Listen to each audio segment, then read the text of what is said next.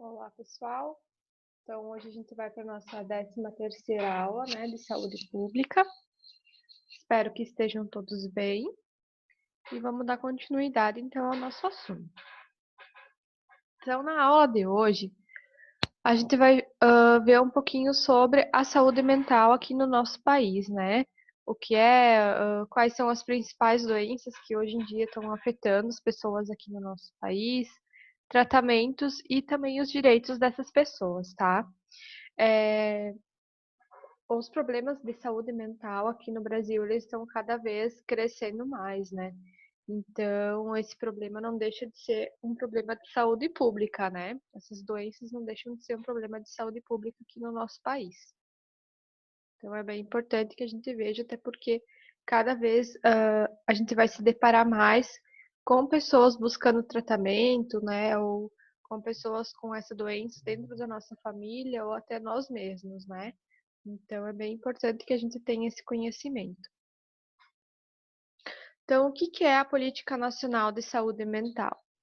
A Política Nacional de Saúde Mental, ela é uma ação do governo federal, que ela é coordenada pelo Ministério da Saúde e ela compreende as estratégias e as diretrizes adotadas pelo país para organizar a assistência às pessoas com necessidade de tratamento e também de cuidados específicos em saúde mental, tá?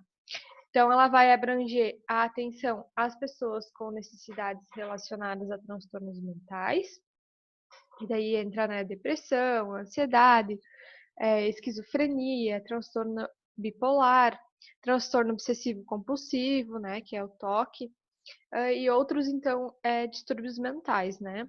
E também pessoas com quadro de uso nocivo e dependência de substâncias psicoativas, como álcool, cocaína, crack e também outras drogas, tá? Então, todas essas doenças abrangem a Política Nacional de Saúde Mental aqui no nosso país. O acolhimento dessas pessoas e dos seus familiares é uma estratégia de atenção fundamental para identificar as necessidades assistenciais, né? Alívio do sofrimento, o planejamento de intervenções medicamentosas e terapêuticas, se e quando necessária também, né? Isso conforme, então, aí cada caso, né? Muitas vezes, analisando o caso, então não necessita de uma intervenção medicamentosa, outros necessitam, então você tem que avaliar cada caso, né? Especificamente. Então, os indivíduos em situações de crise, eles podem ser atendidos em qualquer serviço da rede de atenção psicossocial, tá? Formada por várias unidades com finalidades distintas, de forma integral e também gratuita, né, pela rede pública de saúde. Então, isso é bem importante.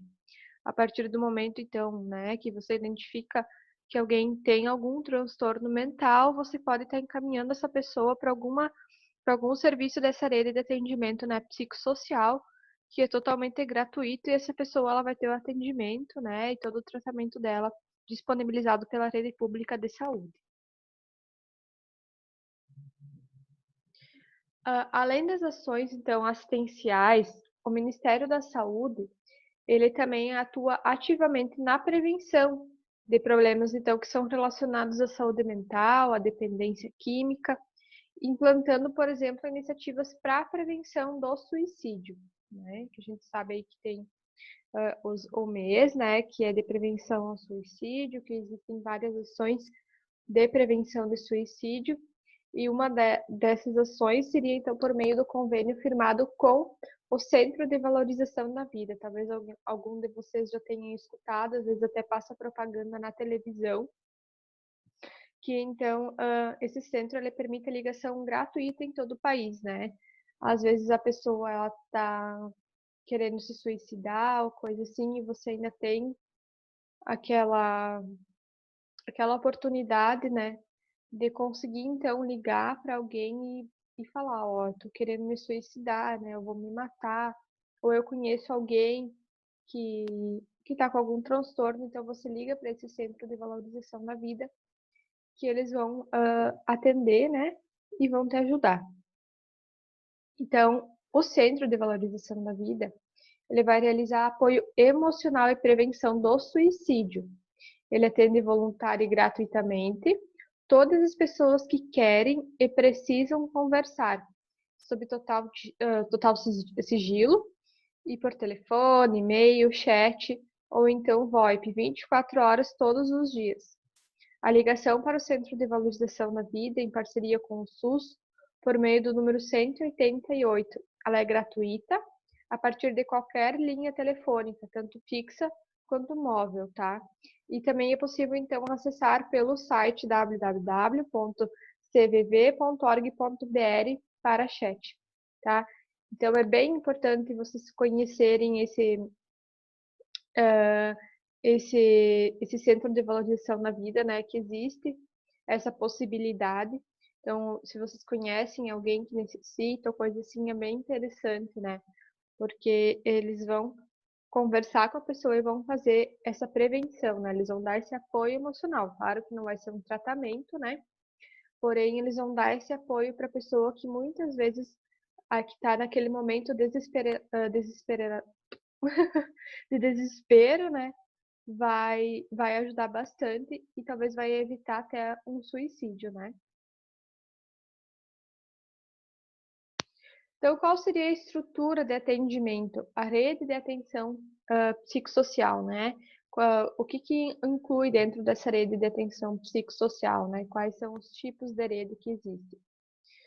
As diretrizes e estratégias de atuação na área da assistência e saúde mental no Brasil envolvem o governo federal, estados e municípios. Os principais atendimentos em saúde mental, eles são realizados no Centro de Atenção Psicossocial, que é o CAPS, né, que todo mundo já deve ter ouvido falar, ou então, né, alguém de vocês conhece alguém que frequenta, enfim, né, que existem no país. Então, onde o usuário recebe atendimento próximo da família, com assistência multiprofissional, né, tem psiquiatra, psicólogo, assistência social, enfermagem, né, e cuidado terapêutico, conforme então o quadro de saúde de cada paciente. Né? Tem pacientes então que vão precisar passar por todos esses profissionais, outros talvez por psicólogo somente, outros psiquiatra, psicólogo, né? Então eles vão ver qual é a necessidade daquele paciente e vão incluir eles dentro daquela rede. Então nesses locais também é a possibilidade de acolhimento noturno e ou cuidado contínuo em situações de maior complexidade, tá? Aqui eu acredito, não sei dizer se tem esse cuidado noturno. Eu sei que em Chapecó tem. Algumas pessoas elas acabam ficando ali no CAPS, né, morando lá por algum tempo para fazer esse tratamento. Como se fosse mesmo uma internação, né? Então, a rede de atenção psicossocial ela é formada pelos seguintes pontos de atenção. O Centro de Atenção Psicossocial, que é o CAPS, né, bem conhecido. Então, são pontos de atenção estratégicos da rede de atenção psicossocial, unidades que prestam serviço de saúde de caráter aberto e comunitário, constituído por equipe multiprofissional que atua sobre a ótica interdisciplinar e realiza prioritariamente o atendimento às pessoas com sofrimento ou transtorno mental, incluindo aquelas com necessidades decorrentes do uso de álcool e outras drogas, em sua área territorial, seja em situações de crise ou então nos processos de reabilitação psicossocial. Eles substituem o modelo asilar, né? Ou seja, aqueles em que os pacientes deveriam morar, que seriam então os manicômios, né? Os antigos manicômios. Então, no CAPS você consegue um atendimento e não necessariamente você precisa morar lá, né? Você pode fazer as consultas, dependendo da necessidade do paciente, né? Semanal, mensal, enfim, 2 vezes ao mês, né? Isso vai depender do quadro clínico do paciente.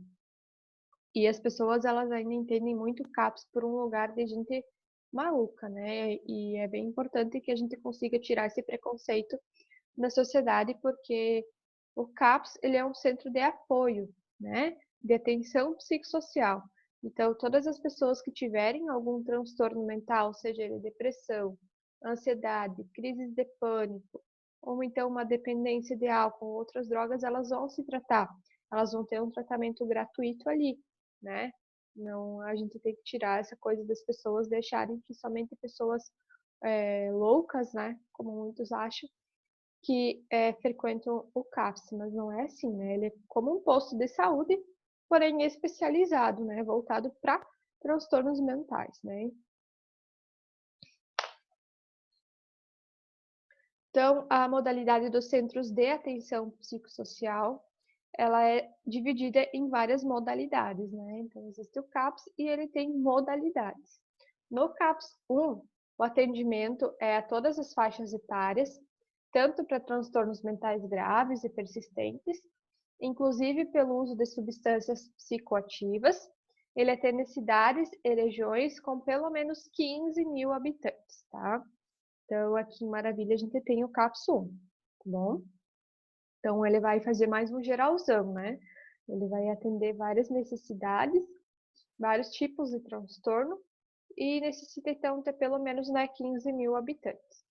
No CAPS 2, o atendimento é a todas as faixas etárias também, para transtornos mentais graves e persistentes, inclusive pelo uso de substâncias psicoativas. Ele atende cidades e regiões com pelo menos 70 mil habitantes. Então, aqui já seria um município maior, né?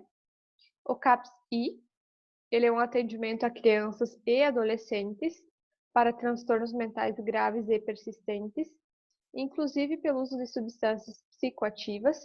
Ele atende cidades e regiões com pelo menos também 70 mil habitantes. Aqui no CAPS, que é o CAPS 1, eles também fazem um atendimento então a crianças, né, adolescentes.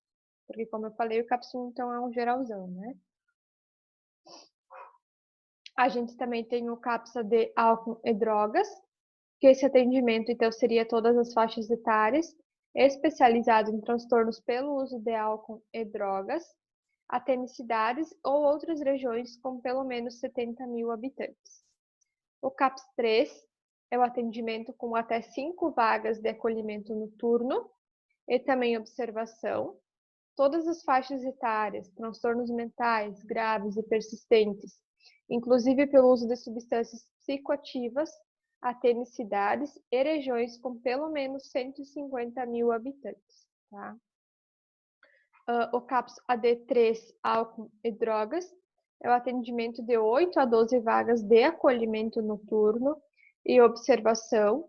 O funcionamento, então, ele é 24 horas, ele atende todas as faixas etárias, transtornos pelo uso de álcool e outras drogas, e atende cidades e regiões com pelo menos 150 mil habitantes, né? Que é esse aí, então, que a gente tem lá em Chapecó. Então, uma atençãozinha aí. Se o município ele não possui nenhum CAPS, o atendimento de saúde mental ele é feito pela atenção básica, né, na unidade de saúde, que é a principal porta de entrada para o SUS, por meio das unidades básicas de saúde, ou então nos postos de saúde, né? Se é um município aí menor, que não tem nem 15 mil habitantes, então esse atendimento vai ser feito pela unidade básica de saúde.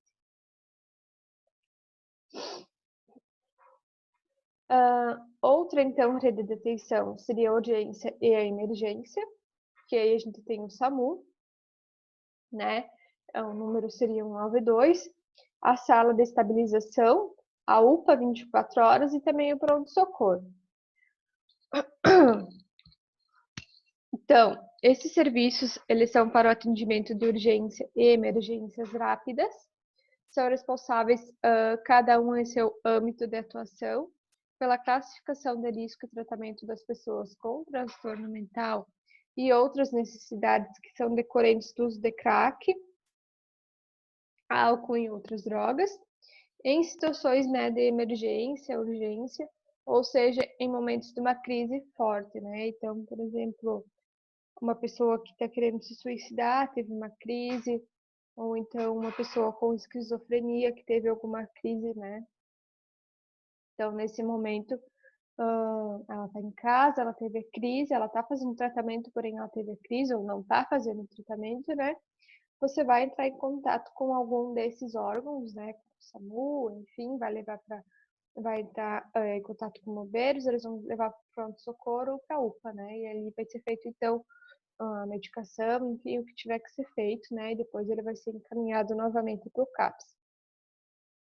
Então, os serviços residenciais terapêuticos, eles são moradias ou casas destinadas a cuidar de pacientes com transtornos mentais, que são egressos de internações psiquiátricas de longa permanência, e eles não possuem um suporte social, então, a seus familiares. Além disso, os serviços residenciais terapêuticos, eles também podem acolher pacientes com transtornos mentais que estejam em situação de vulnerabilidade pessoal e social, como, por exemplo, moradores de rua, né? Então, você estava internado por um longo período num hospital, né, numa ala psiquiátrica, você não tem família, você não tem para onde ir, então, existem esses serviços residenciais terapêuticos. Lá em Chapecó existe um, onde a pessoa, então, ela vai residir, né? Ela vai ter esse suporte social, que ela não tem ninguém que faça isso por ela, né? Ou então ela é um morador de rua. Então, essa pessoa, ela começa a residir nesses serviços residenciais terapêuticos. Unidades de acolhimento, né? Que seria o AU. Ela oferece cuidados contínuos de saúde com funcionamento 24 horas por dia, em um ambiente residencial, tanto para pessoas com necessidades decorrentes do uso de crack, álcool e outras drogas, de ambos os sexos, que apresentem então acentuada vulnerabilidade social ou familiar e demandem acompanhamento terapêutico e protetivo de caráter transitório. O tempo de permanência nessas unidades, então, é de até 6 meses, né? Nessas unidades de acolhimento, então, eles não podem morar definitivamente, né? É um lugar onde eles vão ter esse apoio, porém, ele é transitório, né? De até 6 meses. As unidades de acolhimento, elas são divididas em unidade de acolhimento adulto, né? Que é destinada, então, a essas pessoas maiores de 18 anos, de ambos os sexos. E aí a gente tem também a unidade de acolhimento infanto-juvenil, que é destinada às crianças e aos adolescentes entre 10 e 18 anos incompletos, também de ambos os sexos. E a gente tem também as unidades de acolhimento que contam com uma equipe qualificada e elas funcionam exatamente como uma casa, onde o usuário ele é acolhido, ele vai ser abrigado, enquanto o seu tratamento e o seu projeto de vida acontecem nos diversos outros pontos de atenção psicossocial, né? Então, ele está fazendo tratamento, por exemplo, no CAPS, e ele vai morar nessa unidade de acolhimento. Existem também, então, ainda os ambulatórios multiprofissionais de saúde mental. Esses ambulatórios multiprofissionais de saúde mental, eles são serviços compostos por médico psiquiatra, psicólogo, assistente social, terapeuta ocupacional, fono, enfermeiro e outros profissionais que atuam no tratamento de pacientes que apresentam algum tipo de transtorno mental. Esses serviços eles devem então prestar um atendimento integrado e multiprofissional por meio de consultas, né? Então, eles funcionam em ambulatórios gerais e especializados, né, policlínicas ou então ambulatórios de hospitais, ampliando o acesso à assistência em saúde mental, tanto para pessoas de todas as faixas etárias com transtornos mentais mais prevalentes, mas também de gravidade moderada, né, como transtornos do humor, bipolaridade, talvez, né, dependência química, alguns transtornos de ansiedade, atende também as necessidades de complexidade intermediária, entre atenção básica e também os centros de atenção psicossocial. Então, olha só como é grande essa rede de apoio psicossocial, de atendimento psicossocial, né? Existem várias modalidades, né? Vários tipos de atendimento. Então, ele abrange a todos os tipos de necessidades psicológicas, mentais, né? Você tem, por exemplo, um transtorno mental mais grave, você vai em tal lugar, menos grave, você vai em outro. Você não tem uma moradia, você tem um acolhimento. Então, olha só que interessante, né? O nosso país, em termos de política de saúde mental, ele abrange várias necessidades da nossa população, né? Não existe só um tipo de local para atender essas pessoas. Claro que depende, como a gente viu, né, do município, né, da quantidade de habitantes. Mas as pessoas, elas também têm as regionais, então se necessitar de um certo atendimento, vai ser encaminhado para aquele local onde tem esse atendimento, né? Existem também as comunidades terapêuticas. Esses serviços, então, são destinados a oferecer cuidados contínuos de saúde de caráter residencial transitório para pacientes com necessidades clínicas estáveis, decorrentes então, do uso de crack, álcool e outras drogas, né? Então, eles já estão em tratamento, eles já estão mais estáveis, então eles participam dessas comunidades terapêuticas. Existem também as enfermarias especializadas em hospital geral, que então são serviços destinados ao tratamento adequado e ao manejo de pacientes com quadros clínicos agudizados, né, em ambiente protegido, com suporte e atendimento por 24 horas por dia. Apresentam, então, indicação para o tratamento nesses serviços os pacientes com as seguintes características: incapacidade grave de autocuidado, risco de vida ou de prejuízos graves à saúde, risco de autoagressão ou de heteroagressão, risco de prejuízo moral ou patrimonial, risco de agressão à ordem pública, assim também as internações hospitalares, elas devem ocorrer em casos de pacientes com quadros clínicos agudos, em internações breves, humanizadas e com vistas ao seu retorno para serviços de base aberta. Então, ali seria uma internação, né? Das pessoas, então, que já estão num estado mais grave, né, da doença. Então, uma pessoa que tentou realmente cometer o suicídio, ela tentou, né, porém ela não conseguiu. Ou então, uma pessoa que está em estado grave, por exemplo, de uma esquizofrenia, com vários surtos, né? Necessita ficar ali 24 horas sendo vigiada, né? Essas pessoas, então, que têm risco de agredir outras pessoas ou de se agredir, então, são locais para que essas pessoas elas fiquem, né, em observação, internadas, né, sendo observadas 24 horas por dia, né? Seria como uma ala psiquiátrica, por exemplo, né? Só que, claro, que longe daquilo tudo que a gente conhecia, então, por hospícios, né, manicômios, que não tinha nada de humanizado, né? As pessoas, elas acabavam ficando mais, né, doentes do que elas já estavam, né? Era um lugar para se deixar a pessoa para ela realmente morrer, né? Não havia nada de humanizado naquele tempo. Se vocês forem pesquisar, né, mais a fundo sobre a história desses manicômios, vocês vão ver o quão pesado era isso, né, para as pessoas que já estavam com algum transtorno mental serem jogadas nesses locais.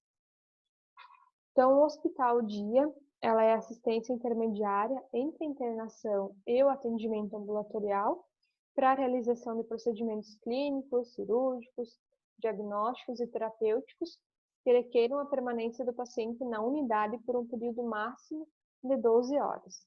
Tá? E o que é a reabilitação psicossocial?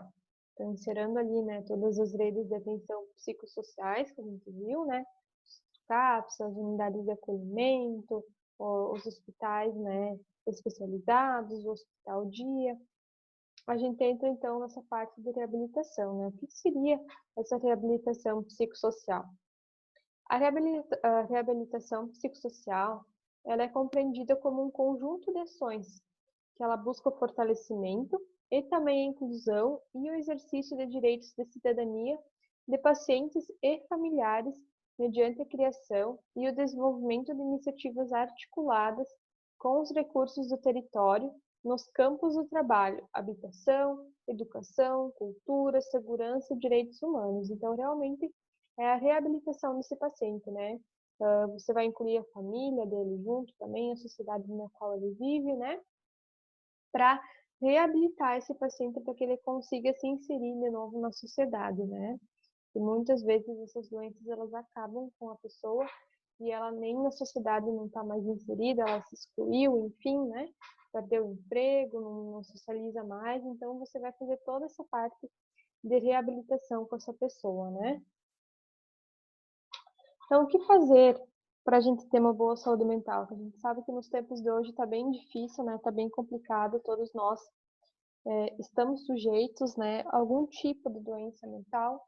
Talvez alguns de nós, né, já já tenha, né? Eu não conheço todo mundo, ou de vocês, né? Ou talvez conheça alguém da família que tenha, né?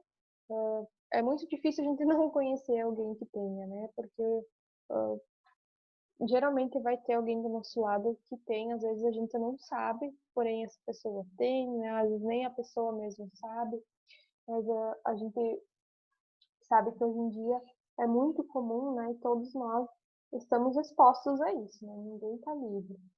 Então, o que que a gente faz para tentar ter uma boa saúde mental, né? Nos tempos de hoje? Praticar hábitos saudáveis e também adotar um estilo de vida de qualidade que ajudam a manter a saúde mental em dia, né? Isso conforme, então, cada pessoa consegue fazer isso também, né? Jamais se isolar, que isso é uma das piores coisas para quem tem alguma doença mental, né?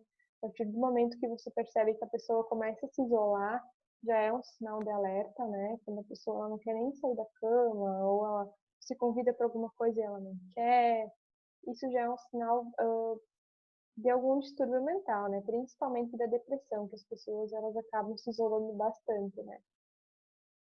Consultar o médico regularmente, né? A partir do momento que você sentir algum sintoma, né? Perceber que alguma coisa não está certa com você ou com aquele teu, né, familiar, enfim, com aquele teu próximo, é bem importante que você frequente, né, um médico para tentar descobrir o que está acontecendo. Faça o tratamento terapêutico adequado, né? Se você foi no médico, foi diagnosticado alguma coisa, então fazer esse tratamento de forma adequada, né? Para que tu consiga, então, alcançar com êxito, talvez a cura, né? Ou, enfim, a estabilidade, né, emocional. Mantenha o físico e o intelectual ativos, né? É bem importante que a gente faça exercícios, que a gente, né, se mantenha ativo, tanto físico quanto intelectual, né? Estude, leia, enfim, para que a gente não fique estagnado, né? Não fique aí parado, para que dê abertura para pensamentos, né, negativos. Então, praticar atividades físicas, a gente sabe, né, que o exercício físico ele é extremamente importante para pessoas que têm algum tipo de distúrbio, né? Para toda a parte hormonal, então ele vai ajudar bastante. Tem uma alimentação saudável, a alimentação ela também vai influenciar na nossa saúde mental. Reforçar os laços familiares e também de amizades, né? Para que a gente não se isole, para que a gente tenha pessoas para conversar, pessoas para desabafar também, né?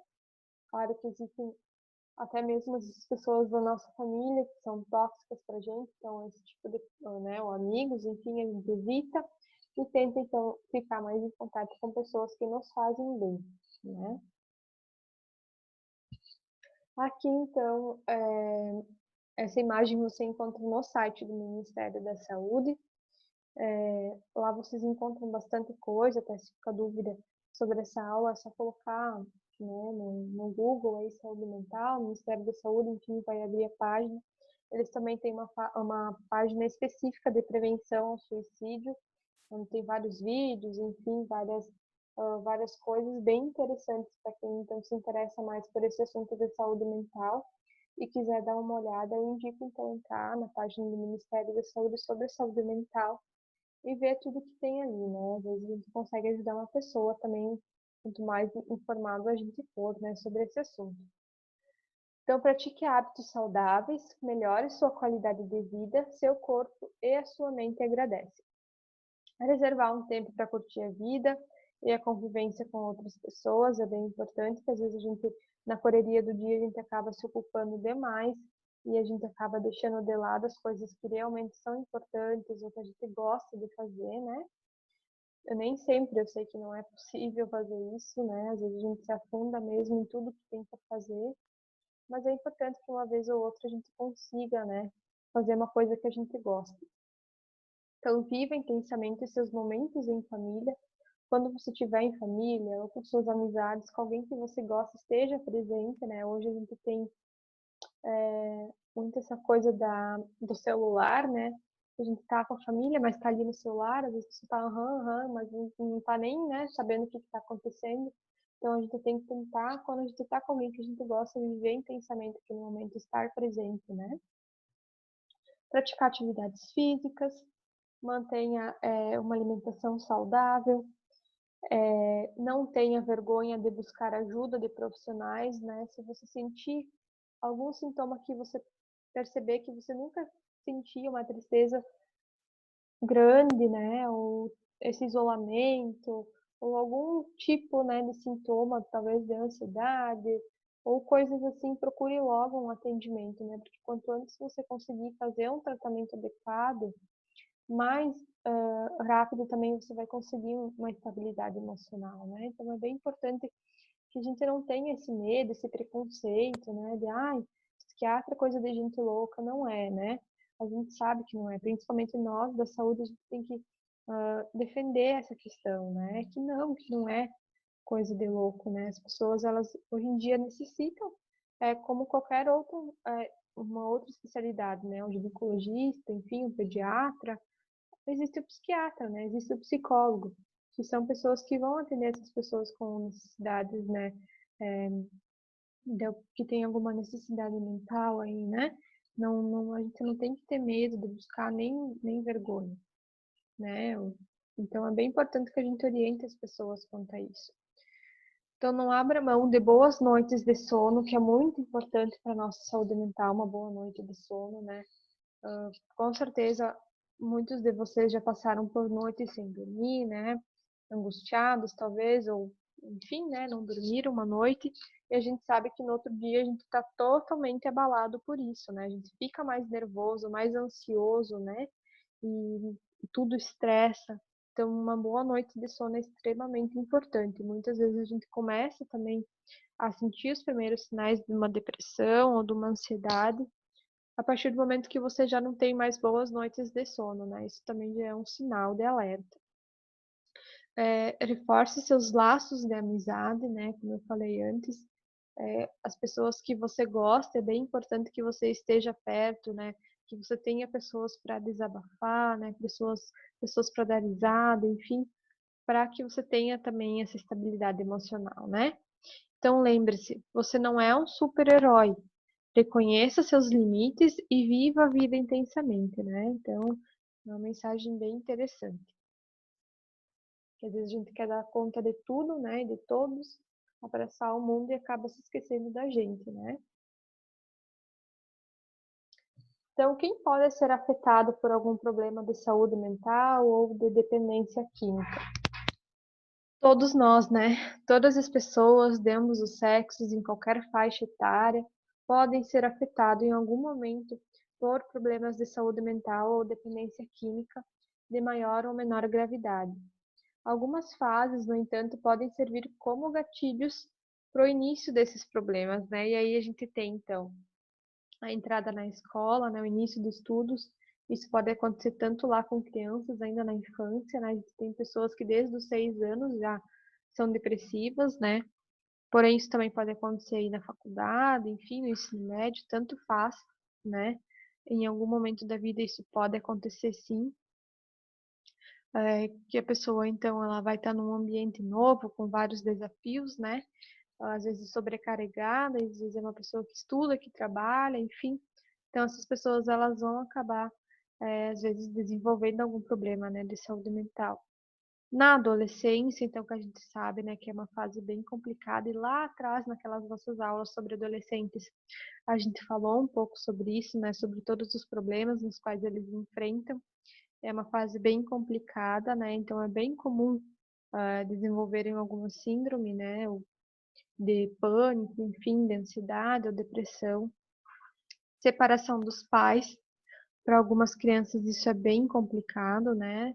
Então isso acaba gerando vários problemas na saúde da criança, né? Conflitos familiares, dificuldades financeiras, menopausa, o envelhecimento, doenças crônicas, divórcio, perda de entes queridos, desemprego, fatores genéticos também contribuem bastante, tá?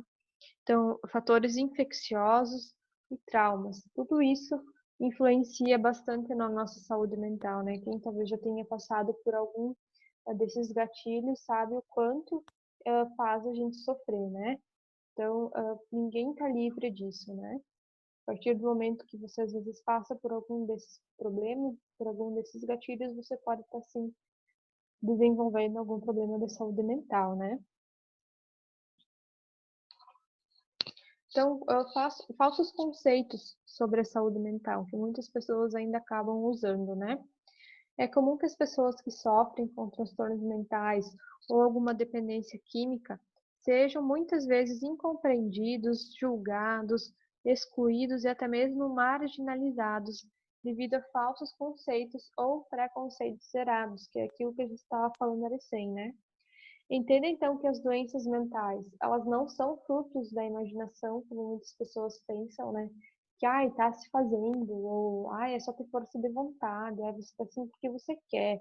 Não, ela é uma doença como qualquer outra, né? Como câncer, como uma diabetes, como uma gripe, enfim, é uma doença que se instala, mas ela se instala no teu cérebro, né? Na tua mente. Então, ela é uma doença como qualquer outra e necessita de tratamento também, né? Não é uma frescura da pessoa, né? A pessoa ela não vai escolher ficar depressiva, ficar ansiosa, né? Não tem lógica isso. Então, assim como você não escolhe ter câncer, você não escolhe ter diabetes, né? Então, algumas doenças mentais, elas têm cura, outras elas não têm e elas possuem alguns tratamentos específicos, né? Pessoas com problemas mentais, elas são tão inteligentes quanto as que não têm, né? Isso não vem ao caso falar que uma pessoa não é inteligente e por isso ela ficou doente, né? Pessoas com problemas mentais não são pessoas preguiçosas. O que acontece é que ela se isola mesmo, ela prefere ficar deitada na cama, no escuro, ela tem excesso de sono, né?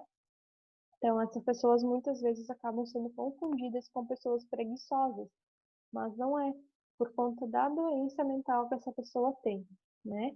Então, esses mitos, aliados à descriminalização, aumentam os sintomas do problema e, em muitas ocasiões, podem levar até ao suicídio, né? A partir do momento que a pessoa ela já está ali arrasada, né, com algum problema mental, e ainda, às vezes, até nas pessoas mais próximas, ela passa por esse tipo de preconceito, né? As pessoas julgam ela, para cometer um suicídio né, isso está ali a um passo dessa pessoa. Então, mesmo nos casos mais graves, é possível controlar e reduzir os sintomas por meio de medidas de reabilitação e também de tratamentos específicos. A recuperação ela é mais efetiva e rápida quanto mais precoce o tratamento ele for iniciado. Então, é como um câncer. Quanto mais precoce você descobrir e tratar, melhor vai ser, né, o decorrer melhor vai ser a tua recuperação, né, no decorrer do tratamento. Então, a gente não pode negligenciar isso, né? Nem os nossos sentimentos, nem das outras pessoas. Quando alguém vier comentar com você, você perceber alguma coisa estranha, né? Não negligencie, né? A gente tem que apoiar, a gente tem que dar a ajuda necessária para essa pessoa, né? A gente não pode julgar de forma alguma, porque a gente não sabe o que se passa, né? Então, faça a sua parte, não dissemine falsos conceitos, não questione, não ache que é frescura e que simplesmente é força de vontade para superar, porque a pessoa, ela tá tão no fundo do poço que ela não tem força de vontade para se recuperar e às vezes isso não é o suficiente, né? Então, não estigmatize, apoie, dê amor, atenção e compreensão. Ajude a reabilitar, incentivando, fazendo acompanhamento profissional adequado, né? Ajude a integrar ou reintegrar essa pessoa na sociedade, tá? Então, os tratamentos para a saúde mental e dependência química são um conjunto de estratégias adotadas para prestar tratamento em saúde às pessoas com problemas que são relacionados a transtornos mentais, ao abuso e à dependência de substâncias psicoativas, como álcool, tabaco, cocaína, o crack, maconha, opioides, alucinógenos, drogas sintéticas, entre outros. O uso abusivo e dependência química são problemas complexos, multifatoriais, que exigem abordagem interdisciplinar envolvendo múltiplas áreas governamentais, né, que aí tem saúde, assistência social, trabalho e também a justiça. Recentemente, o governo alterou as diretrizes da sua política nacional sobre drogas por meio da resolução número 1 de 2018, do Conselho Nacional de Políticas sobre Drogas, né, o CONAD. Então, quem quiser dar uma olhadinha, aprofundar um pouco mais, é só procurar por essa resolução. Quais seriam, então, os direitos dessas pessoas com transtornos mentais? Existe, então, o programa de volta para casa. Esse programa de volta para casa, ele é um dos instrumentos mais efetivos para a reintegração social das pessoas com longo histórico de hospitalização. Ele se trata, então, de uma das estratégias mais potencializadoras da emancipação das pessoas com transtornos mentais e também dos processos de desinstitucionalização e redução de leitos nos estados e nos municípios. Criado por lei federal, o programa, então, ele é a concretização de uma reivindicação histórica do movimento da reforma psiquiátrica brasileira, né? Como eu estava falando antes, se vocês quiserem conhecer um pouco mais sobre essa história, né, de psiquiatria, dos manicômios, então é bem importante que vocês estudem essa reforma psiquiátrica brasileira, né, para que vocês tenham um pouco mais de conhecimento sobre essa área de saúde mental para quem se interessa, né. Então existe agora esse programa de volta para casa para reintegrar essa pessoa, né. Então o objetivo seria contribuir efetivamente para o processo de inserção social das pessoas com longa história de internação em hospitais psiquiátricos, por meio do pagamento mensal de um auxílio reabilitação aos beneficiários. Então, para receber o auxílio reabilitação do programa de volta para casa, a pessoa ela deve ser egressa de algum hospital psiquiátrico ou de algum hospital de custódia e de tratamento psiquiátrico e ter uma indicação para inclusão nesse programa municipal de reintegração social. O programa possibilita, então, a ampliação da rede de relações dos usuários, ele assegura o bem-estar global da pessoa, também estimula o exercício pleno dos direitos civis, políticos e também de cidadania, uma vez que prevê o pagamento do auxílio reabilitação diretamente ao beneficiário, por meio de convênio entre o Ministério da Saúde e a Caixa Econômica Federal. Então, olha só que legal, né? Naquele tempo ali dos manicômios, nada disso existia, né? Eles estavam muito longe de querer reentregar. Meu Deus, hoje está bem difícil de falar umas palavras, né? De querer socializar essa pessoa de novo, né? Então, hoje em dia, a gente conta com esse tipo de programa e olha só que interessante, né? De todas as formas, a pessoa ela pode voltar a se socializar, né? Voltar a ser quem ela era. Então, o benefício de prestação continuada, que seria o BPC, talvez algum de vocês já tenha escutado falar. Esse benefício de prestação continuada, ele é gerido pelo Ministério do Desenvolvimento Social e o Combate à Fome. Ele é operacionalizado pelo Instituto Nacional de Seguridade Social, né? Então, os recursos para seu custeio provêm do Fundo Nacional de Assistência Social. E ele é, na verdade, a garantia, então, de um salário mínimo mensal ao idoso acima de 65 anos ou a pessoa com algum tipo de deficiência, né, de qualquer idade, com impedimentos de natureza física, mental, intelectual ou sensorial de longo prazo. Aquele que produz, então, efeitos pelo prazo mínimo de 2 anos, tá? Então, que o impossibilite de participar de forma plena e efetiva na sociedade em igualdade de condição com as demais pessoas. Então, ele é um benefício que essa pessoa recebe, né? Se ela se inclui, então, em algum, né, desses itens aí de saúde, né, mental, intelectual ou até sensorial, ela vai se inscrever, ou alguém da família vai inscrever ela e ela vai receber esse benefício, né? Para que ela, então, tenha uma ajuda financeira, para que ela consiga, né, pelo menos ter um dinheirinho, né? Alguma coisa para que ela possa viver também, né? Porque às vezes é uma pessoa que não vai mais conseguir trabalhar, né? Não vai mais conseguir se inserir no mercado de trabalho, não tem nenhum outro tipo de ajuda financeira, então ela consegue receber esse auxílio, né? Para continuar vivendo de uma forma digna, né? O benefício de prestação continuada na escola. Esse programa de benefício de prestação continuada na escola, ele tem como objetivo monitorar o acesso e também a permanência na escola dos beneficiários com algum tipo de deficiência mental, né, na faixa etária de 0 até 18 anos, por meio de ações articuladas entre as áreas de educação, assistência social, direitos humanos e saúde. Ele tem como principal diretriz a identificação das barreiras que impedem ou dificultam o acesso e a permanência dessas crianças e adolescentes com algum tipo de deficiência na escola, e o desenvolvimento de ações intersetoriais, envolvendo então as políticas de educação, de assistência social, de saúde e também de direitos humanos, com vista à superação dessas barreiras. Então, essas pessoas aí, essas crianças de 0 a 18 anos também recebem esse tipo de benefício, né, para que elas possam continuar então inseridas aí nas escolas. Então, existe um Dia Mundial, né, da Saúde Mental. Esse dia é o dia 10 de outubro e ele é comemorado em todo o mundo, o Dia Internacional da Saúde Mental.